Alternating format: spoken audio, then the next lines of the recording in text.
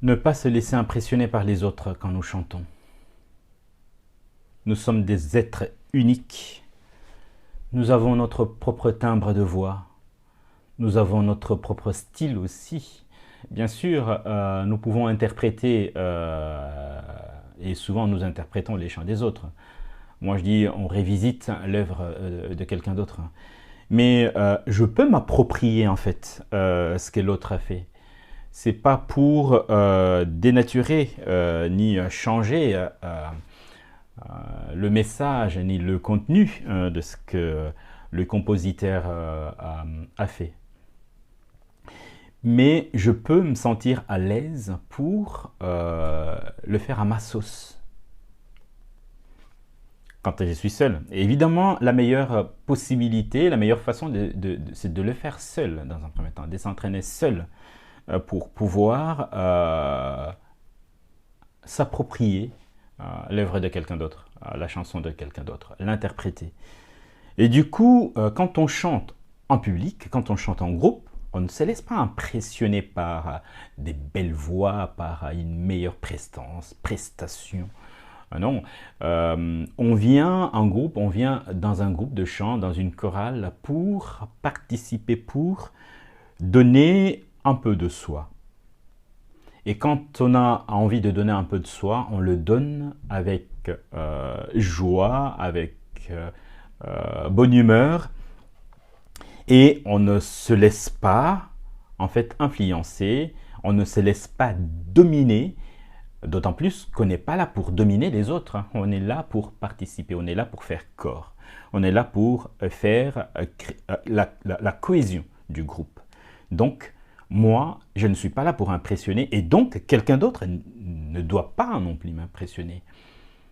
Si mon état d'esprit est vraiment de vivre un temps de partage, un temps de communion, eh ben, les erreurs que je peux commettre, les erreurs qui viendront des autres aussi, eh ben, c'est pas grave ça, c'est un moyen pour aller de l'avant, je dirais. C'est un moyen pour progresser, un moyen pour changer. Voilà, donc on peut modifier certaines choses à travers les erreurs qu'on peut commettre. Mais on ne se laisse pas abattre, on ne se laisse pas impressionner parce que moi, je n'arrive pas à faire la même voix que l'autre.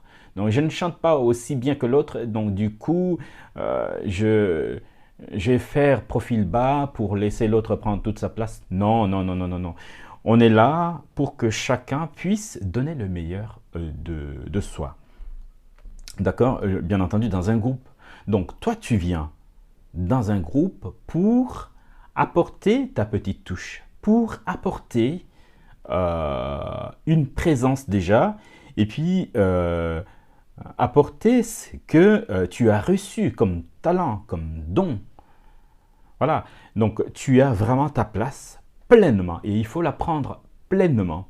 Ça veut dire qu'il faut, pour travailler cette cohésion de groupe, il faut que tu sois en capacité d'ouvrir grand les oreilles, les yeux, pour que tout ce que le groupe doit faire, pour que tu le fasses en même temps que le groupe. Les distractions, des choses comme ça, quand on est dans un groupe, c'est peut-être ce qui font que certaines personnes ne se sentent pas en capacité de produire quelque chose d'agréable, hein, d'après eux. Mais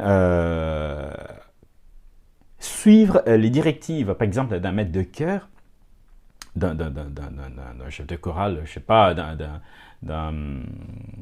oui, de celui qui dirige un peu la séance, le chant, eh ben, c'est un moyen pour se dire, mais où est-ce que je me place, moi? Qu'est-ce qui me manque? Qu'est-ce que j'ai pas entendu par rapport aux explications? Et est-ce que j'ai bien compris, par exemple, la tonalité qui est la mienne, là où je dois me sentir à l'aise. Et c'est super important ça, c'est super important.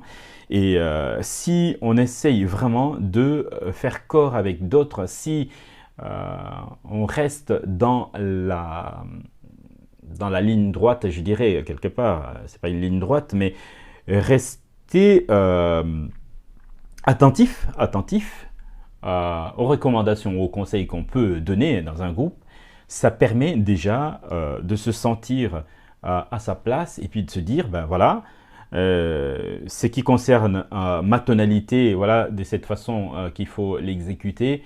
Et si ça n'a pas marché comme je l'aurais souhaité, ou si ça n'a pas marché comme, par exemple, le chef de chœur aurait souhaité que ça le soit, eh ben, j'ai la possibilité de lui poser la question, de dire, ben là, j'ai pas bien compris, est-ce que je pourrais réentendre encore ma tonalité pour que je puisse me l'approprier.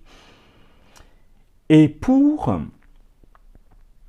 acquérir aussi toujours cette idée de confiance en soi, pour ne pas se laisser impressionner, saisissez l'occasion. Une fois que vous avez répété dans un groupe, prenez quelque temps chez vous, quand vous avez la possibilité de répéter, de revoir encore, par exemple, un chant que vous avez étudié en groupe. Le mieux, peut-être, s'il y a possibilité, c'est d'enregistrer ce qui vous concerne, hein, votre tonalité, votre voix, votre timbre de voix, pour pouvoir le répéter chez vous. Et du coup, quand vous viendrez dans le groupe, ça sera plus facile pour vous. Si vous attendez simplement que le travail se fasse en groupe et qu'il n'y a que ce moment-là, ce temps-là, que vous pouvez travailler, le chant, ça peut être peut-être compliqué. Je sais que tout le monde n'a pas peut-être le créneau nécessaire pour travailler, pour répéter à la maison. Mais je pense on peut, dans la mesure du possible, se créer ces espaces-là pour ne pas se mettre en difficulté, pour croire que non, j'ai pas une belle voix ou j'ai pas ma place là, donc du coup, je mets en doute ce que je peux produire, ce que je peux être en capacité de donner. Voilà, donc prenez le temps chez vous de répéter, de revoir certains chants à votre tonalité aussi. Et puis je pense qu'il y a moyen d'écouter aussi les autres pour pouvoir corriger aussi ce qu'il y a à corriger. Parfois il n'y a rien à corriger, mais on prend le temps de répéter pour que le moment venu, qu'on soit au même niveau que les autres. Et la confiance régnant, on ne peut que progresser, voilà, sur ce chemin-là et de ce côté-là. Et du coup, vous prendrez pleinement votre place, ce qui fera que vous ne vous laisserez pas impressionner par des belles voix, ce que vous considérez comme des belles voix. Certes, il y en a des belles voix, hein, il ne faut pas le nier ça. Il y a des gens qui ont des superbes voix parce que ils les travaillent, ils prennent le temps de répéter. Mais vous aussi, si vous le souhaitez, vous pouvez travailler votre voix pour casser cette idée d'être impressionné. Voilà ce que je peux vous partager aujourd'hui. Et si ça vous plaît, et si vous avez encore des questions, si vous avez des propositions, n'hésitez pas à me le faire savoir. Et je continuerai, dans la mesure du possible, de partager ce que je peux avec vous. À très bientôt. Ciao.